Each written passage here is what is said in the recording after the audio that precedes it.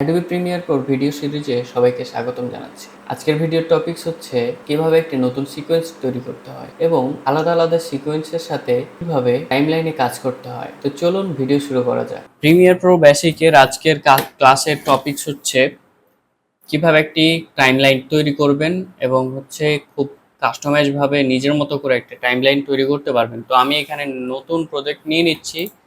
নতুন প্রজেক্টে টাইটেল দিব হচ্ছে টাইমলাইন দেন হচ্ছে এখানে আপনি দেখতে পাবেন ফাইলের লোকেশনটা সেট করে দিবেন। আপনি আপনার মতো করে লোকেশন সেট করতে পারবেন। তো আমি এখানে হচ্ছে আমার ডি ড্রাইভ লোকেশন সেট করে দিয়েছি এবং হচ্ছে এখানে ফরম্যাট হচ্ছে টাইম কোড। আপনি চাইলে ফ্রেম রেটেও রাখতে পারেন, এখানে অডিও স্যাম্পল রাখবেন এবং ক্যাপচার ফরম্যাট হচ্ছে ডিভি অ্যান্ড হচ্ছে এইচডিভি। আপনি হচ্ছে এইচডিভি রাখবেন এবং এখানে হচ্ছে এইচডিআর গ্রাফিক্স আপনি হচ্ছে 163 এস এলজি এবং হচ্ছে এইটা রাখতে পারেন। আপনি যদি এর থেকে স্ট্যান্ডার্ড কালার ম্যানেজমেন্ট চান এবং হচ্ছে আপনার গ্রাফিক কার্ড থাকে সেক্ষেত্রে হচ্ছে উপরেরগুলা সিলেক্ট করতে পারেন। আমার যেহেতু গ্রাফিক কার্ড নাই সেহেতু হচ্ছে আমি উপরেরগুলোতে ক্লিক করলাম না, আমি হচ্ছে 100% যে এটা রাখলাম আর কি। তারপর হচ্ছে আমি এই পার্টটা কমপ্লিট। এই পার্টটার আর এখানে কোনো কাজ নাই। এখানে যে কাজগুলো আছে হচ্ছে ক্যাপচার ভিডিও কোথায় রাখবেন, ক্যাপচার অডিও কোথায় রাখবেন, ভিডিও প্রিভিউ কোথায় রাখবেন, অডিও প্রিভিউ কোথায় রাখবেন, প্রজেক্ট অটো সেভ কোথায় রাখবেন। আপনি এখানে একটা অপশন চালু করে দিবেন যেখানে হচ্ছে প্রজেক্ট ক্রিয়েট করবেন সেই সেম জায়গায় আপনি হচ্ছে প্রজেক্ট অটো সেভ রেখে দিবেন। সেক্ষেত্রে হচ্ছে আপনি যখন কাজের লাস্টের ফাইলটা চাইবেন সেই ফাইলটা খুব সহজে পেয়ে যাবেন।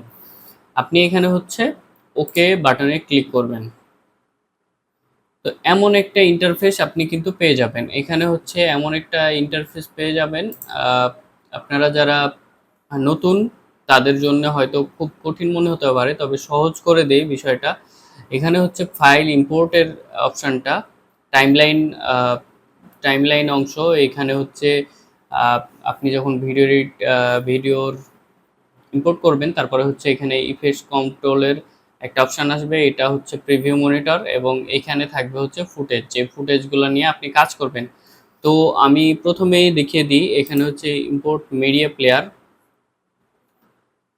এখানে যাব দেন হচ্ছে কাজ করব। তবে প্রথমে যেটা কাজ করতে হবে সেটা হচ্ছে সিকোয়েন্স নিতে হবে। তো আপনি সিকোয়েন্স আমি এখানে নিয়ে নিব। তো সিকোয়েন্সের নাম দিব হচ্ছে টাইমলাইন সিকোয়েন্স দেব। এখানে হচ্ছে আমি অনেকগুলো অপশান আছে। আপনি হচ্ছে AVCHD 100, এটা হচ্ছে 1080x24 এই ফ্রেম রেটে আপনি রাখতে পারেন অথবা 25 রাখতে পারেন।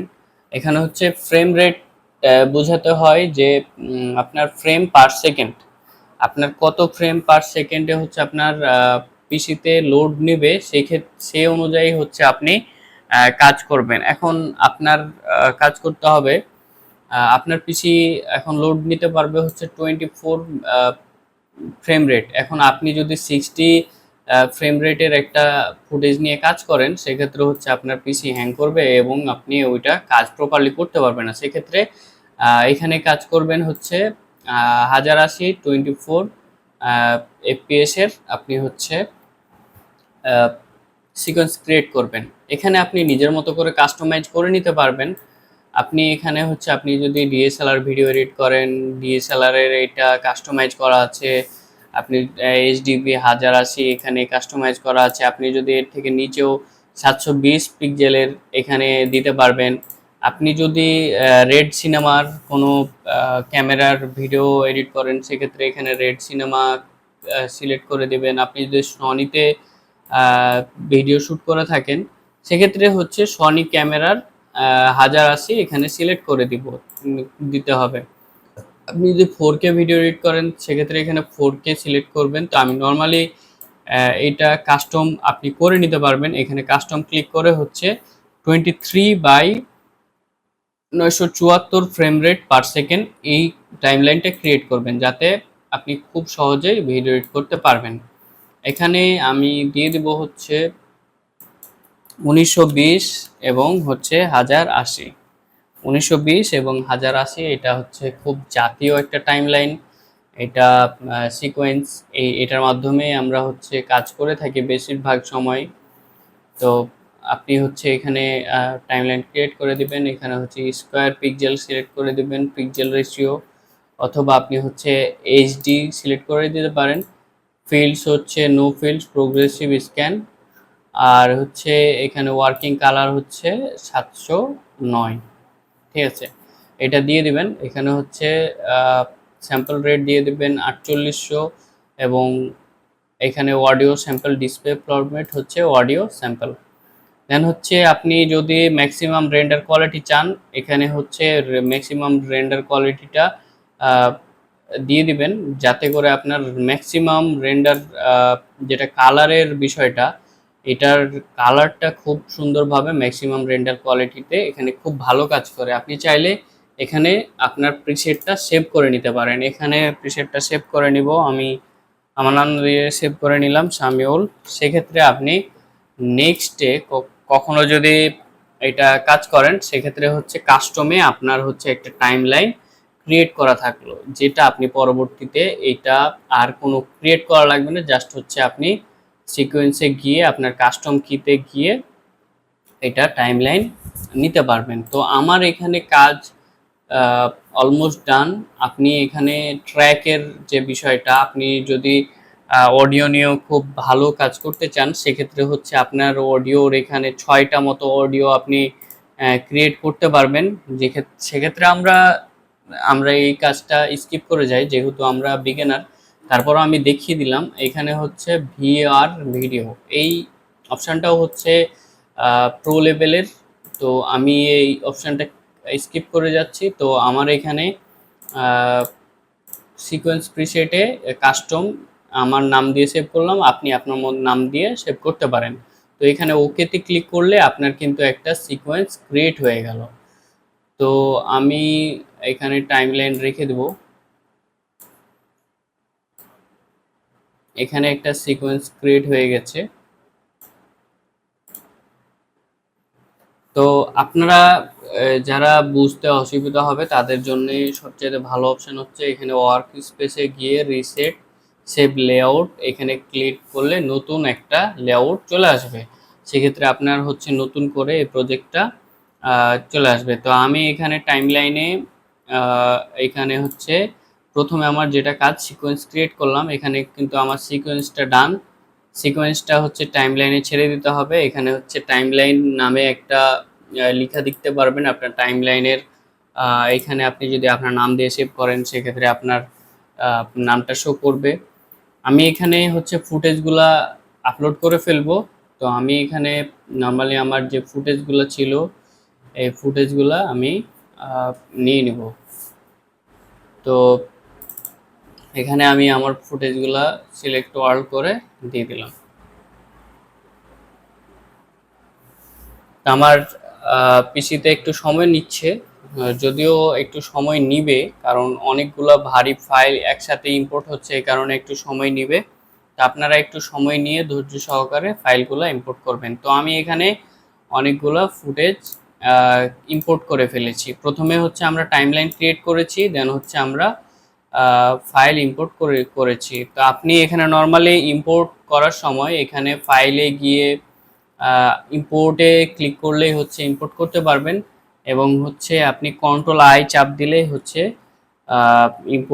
File ইম্পোর্টের shortcut key. তো আমি এখানে হচ্ছে কন্ট্রোল আই চাপ দিয়ে হচ্ছে একটা ভিডিও, যে ভিডিওগুলো নিয়ে কাজ করব সেই ভিডিওগুলো নিয়ে আমি হচ্ছে টাইমলাইনে নিয়ে নিয়েছি। প্রথমে হচ্ছে টাইমলাইন ক্রিয়েট করেছি, সিকোয়েন্স ক্রিয়েট করেছি।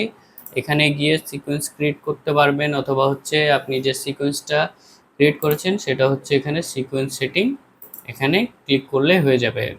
আপনি যদি নতুন আরেকটা সিকোয়েন্স ক্রিয়েট করেন, সেক্ষেত্রে এখানে সিকোয়েন্স নামে অপশন আছে। তো আমি প্রথম ভিডিও এত লেন্দি করব না, আমি হচ্ছে ফাইল ইম্পোর্ট করেছি এবং সিকোয়েন্স ক্রিয়েট করে দিয়েছি। আমি হচ্ছে ড্র্যাগ অ্যান্ড ড্রপ একটা ফাইল আমি ড্র্যাগ করে দেখিয়ে দেব যে কিভাবে একটি ফাইল আপনি ড্র্যাগ করবেন। তো এখানে হচ্ছে টাইমলাইন নেওয়ার জন্য ইম্পোর্টেড ফাইলের এই যে এখানে অনেকগুলো ভিডিও আপনি ইচ্ছা মতো নিতে পারেন। তো আমি একটা ভিডিও এখানে নিয়ে নেব। আমি তো এখানে সিম্পলি কার্সর দিয়ে বাম্পারসের যে কার্সর আছে লেফট লেফট কার্সর দিয়ে চাপ দিয়ে ধরে জাস্ট হচ্ছে এখানে ছেড়ে দিতে হবে। তো এখানে হচ্ছে দুইটা অপশন দেখাচ্ছে, the clip doesn't match the sequence setting, change sequence the match. আপনাকে এখানে বলতেছে যে এখানে আপনি যে টাইমলাইন ক্রিয়েট করেছেন বা সিকোয়েন্স নিয়েছেন এটার সাথে ম্যাচ করছে না। এখানে হচ্ছে আমি যে ভিডিওটা শ্যুট করেছি এটা হচ্ছে 50 ফ্রেম রেটের একটা ভিডিও, 50 হচ্ছে এফপিএস এর ভিডিও।